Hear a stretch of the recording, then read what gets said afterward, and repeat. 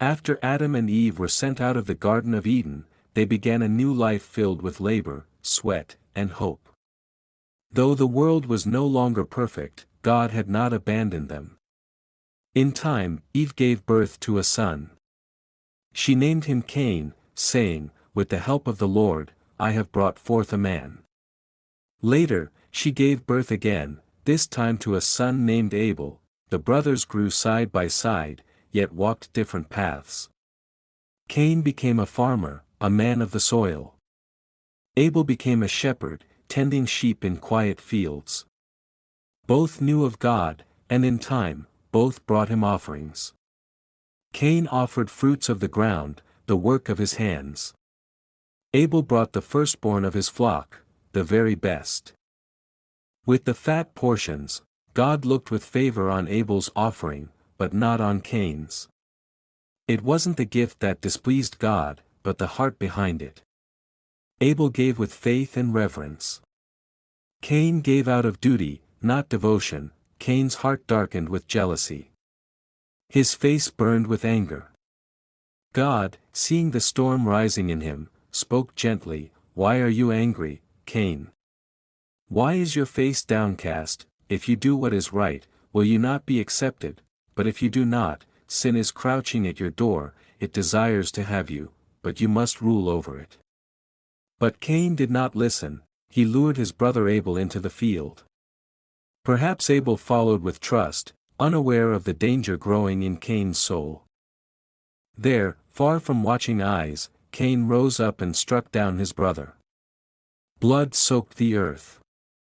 Innocence was silenced. Then came God's voice, not booming with wrath, but piercing with sorrow. "Cain, where is your brother Abel?" "I don't know," Cain answered coldly. "Am I my brother's keeper?" But God knew. He always knew. "What have you done?" "Your brother's blood cries out to me from the ground." Because of his sin, Cain was cursed. The ground he worked would resist him. He would no longer have a home, no peace, no rest, only wandering. A fugitive of his own making. Cain cried out in despair, "My punishment is more than I can bear. Whoever finds me will kill me." But even then, even after such a grave act, God showed mercy. He placed a mark on Cain, a sign that no one should harm him. Protection, even for the guilty. Grace, even in judgment. Cain left and settled in the land of Nod, east of Eden. There, he tried to rebuild.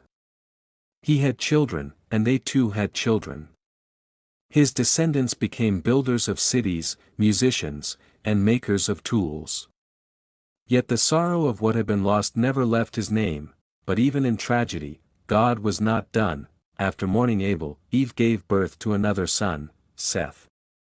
"God has granted me another child in place of Abel," she said.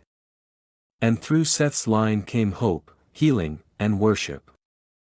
For it was in his days that people began to call upon the name of the Lord again. So the story of Cain and Abel is not only one of warning, of what anger and jealousy can become, but also a story of mercy. A God who sees, who corrects, who protects, and who always, always makes room for restoration.